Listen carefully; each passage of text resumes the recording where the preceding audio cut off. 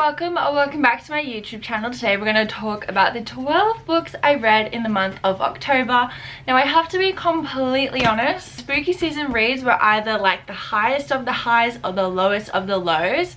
I also DNF'd like 4 books this month. I'm not going to talk about them, so let's just talk about the books that I did read. Zodiac Academy. I cannot believe how much I love this series. I am currently reading book 3, but let me just say, I don't know what the Twisted Sisters have put in these books, but they are so incredibly addictive. Now, I am going to say, first and foremost, I don't like bully romance, so I asked a lot of people's opinions on whether I should read this series or not, and they said yes, and I'm very glad that they did say yes. But I went in knowing a lot of the stuff that happens bullying, so then I wasn't so taken off guard, because it is something that does, I'm not going to say triggering, but it's very off-putting for me to read that, and I'm so glad that I went in knowing X, Y, and Z. So if you guys are kind of in a similar boat and you are feeling FOMO, because I felt FOMO too, and you want to read it but you don't like bullying and you kind of want to go in knowing like the worst of the worst, comment down below and I will let you know. So I'm just going to preface this by saying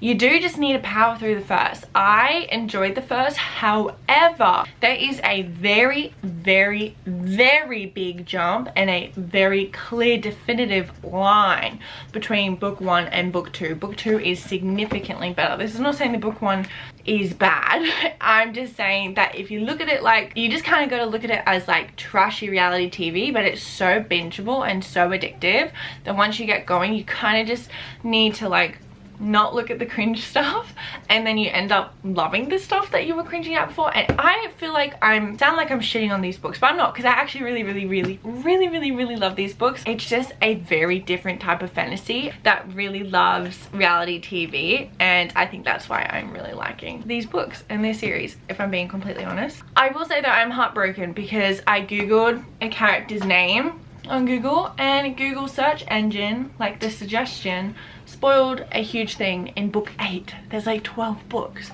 I am so dedicated to the series. I cried. Anyway, so my ratings for this kind of all over the place. The first one, I think I gave like 3.5 stars. The second is 4 stars. However, the book that I'm currently reading now, number 3, is definitely going to be 5 stars. And as a whole, I feel a infinity star series, so take with that what you will. Then we're gonna go on to my favorite YA thriller read of the year, not just the month, the year, and this was 6 stars for me, and that is That's Not My Name by Megan Lally. This needs so much more attention than it's currently getting. There's a girl that wakes up on the side of the road. She's bruised, she's battered, she's in a lot of pain, and she has zero memories or recollections of who she is. She gets picked up by a police officer who finds her, and then a guy comes into the police station with her birth certificate, photos, childhood photos, passport, the works, saying that her name is Mary. So then she goes home with him, and that is all I'm going to say. The blurb, sorry, says he is her father, her name is Mary, or so he says. This thriller book, you think you know what direction it's happening in, and then the plot twist happens and you're so shocked. I was stunned speechless, because for 2 reasons, okay? First and foremost, you guys don't know this about me, but I prioritize my sleep like crazy because I just can't function. I truly cannot function. The last time that I stayed up late reading a book was COVID, because I didn't have work. I have work now. Anyways, I love this book so much, and I was buddy reading it with my friend Kate. I literally told her, I was like, can't do it, can't put it down, I'm powering through, I'm staying up the whole night, and I'm finishing it. And I did. I stayed up until 12:30, 1 a.m. to finish it, and then I was shocked because I cried. This book made me sob like a little baby in my bed, because the endings just Anyways, all this to say, 6 stars, really good.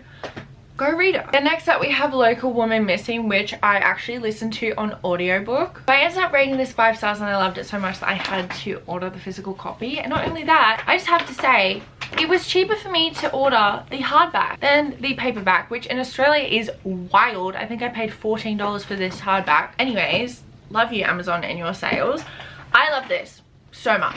so much. The twists that was happening were actually crazy and I did not see coming, and it was such a good audiobook. I was listening to it constantly and I didn't want to stop listening. There's grown women that go missing in this town, and that is all I'm gonna say. That is all I'm gonna say. There is also a child that goes missing. Shelby is the first to go missing not long after Meredith and her 6-year-old daughter Delilah vanished just blocks away from where Shelby was last seen. And I just have to say that the way that this book played out and the plot twist that came about and like the actual story, I did not see coming at all. It was absolutely amazing, and I don't want to say anything more because this is a book that you just need to go into blind. But if you like murder mystery, missing people, suspense, you're gonna like it.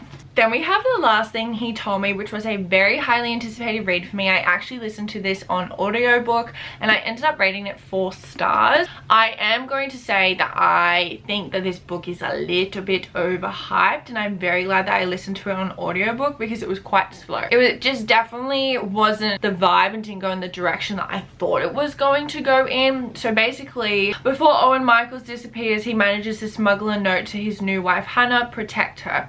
Hannah knows exactly who Owen needs her to protect, his teenage daughter Bailey, who lost her mother tragically as a child and who wants absolutely nothing to do with her new stepmother. While this was a good book, I think that my expectations were just a little bit too high for it. This book definitely was on the slower side as for pace. However, when the story did unravel at the end, like the last 25%, loved. Could not stop listening. I devoured it, but I am very glad that I listened to an audiobook because I think if I tried to do it physically, I probably would have taken a lot longer to read it. All this to say is that I still liked it. I just think don't go in with high expectations like I did. Then next up we have The Ex-Hex, which I am rating 3.75 stars, which is so specific, but I have to say the first 50% of this loved was 5 stars for me. I was devouring it. I actually started listening to it on, believe it or not, audio. I listened to a lot of books on audio this month. Anyways, started it on audio and then I loved it so much that I switched to the physical because I did have the physical copy. I put down the physical book that like I was reading at that time and picked this one up. And then hit the 50% mark and it kind of faltered. She stumbled a little for me and I can't really express why I liked the first 50% more than I liked the second half. I don't know, I don't really have a reason, it was just a vibe.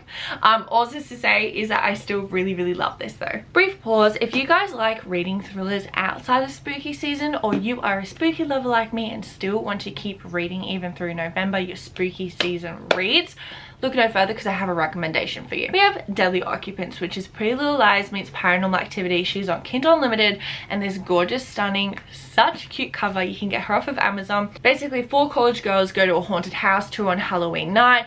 They get attacked by something and then they go home only to find out that something from the haunted house has followed them home to their new place, and then they are haunted for literal months. There's also something from the main character's past, Blair, that comes in, and look, I wrote her, so I am just mentioning her in this video.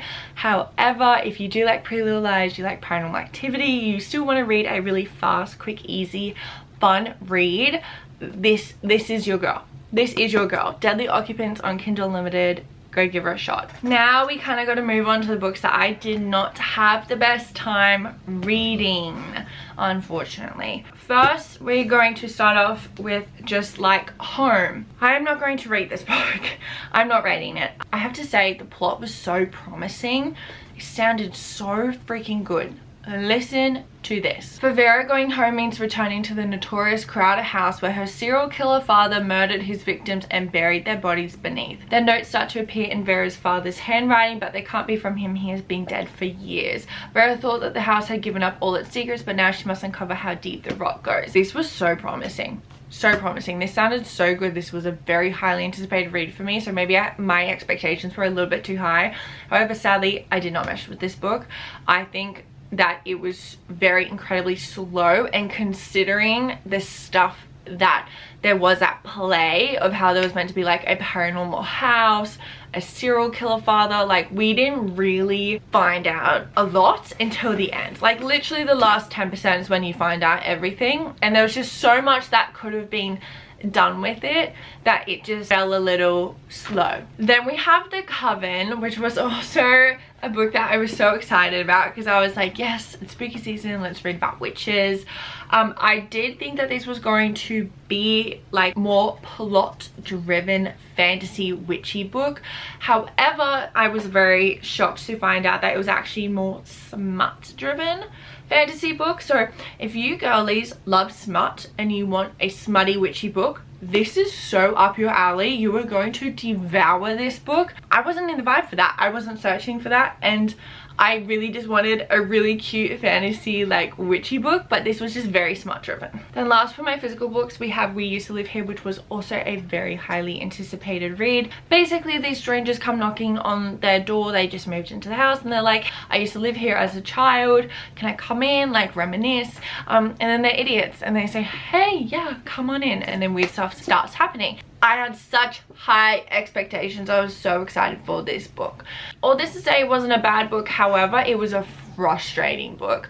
I have come to realize that I, as a reader and a human being, do not like reading books where you are questioning the narrator and their reality is questionable.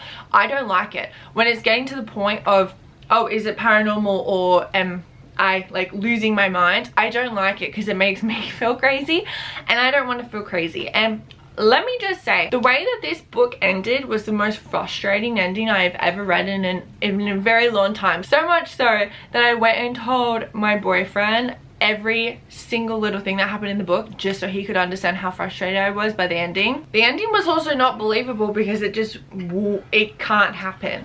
I don't see how it's feasible, so I was like, what is this? Yeah, I think that this book clearly is something that people either absolutely love or they just really don't like, and I am now going to steer clear of books where you have to question the narrator, because this was just so frustrating. And it ended and I went, okay, where's the rest? And it's still missing. Now going on to the books that I do not own physically, I'm into a little bit of a slump because the books that I just talked about, I read one after the other. So I went from like very high highs of books to very low lows of books that I just wasn't meshing with, wasn't gelling with. But then luckily Frida McFadden came in clutch like she usually does and pulled me out of my reading slump, and I read her new book, The Boyfriend. 5 stars. I have nothing to say about this book. It was so good. The plot twist was absolutely amazing. Really did not see the plot twist coming. I was absolutely shocked, and I read it within 24 hours. It was absolutely amazing. Could not put it down, and it was one of those books that was so good that it pulled me out of my reading slump, only to put me back into a reading slump because it was so good. And then because I couldn't get into any other book, I went on to read One by One by Frida McFadden. I actually ended up rating this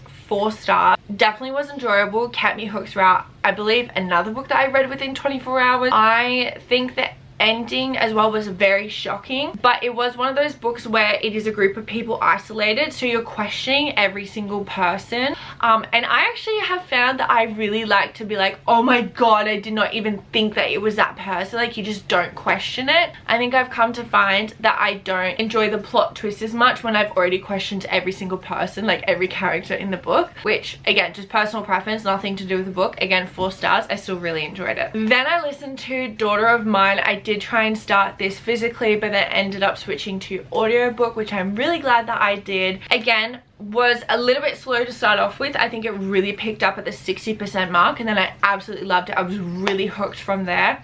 I would give it 3.75 stars if I'm getting really nitty gritty. Great book. Really great plot twist as well that I really didn't see coming. It was a really good suspense thriller book.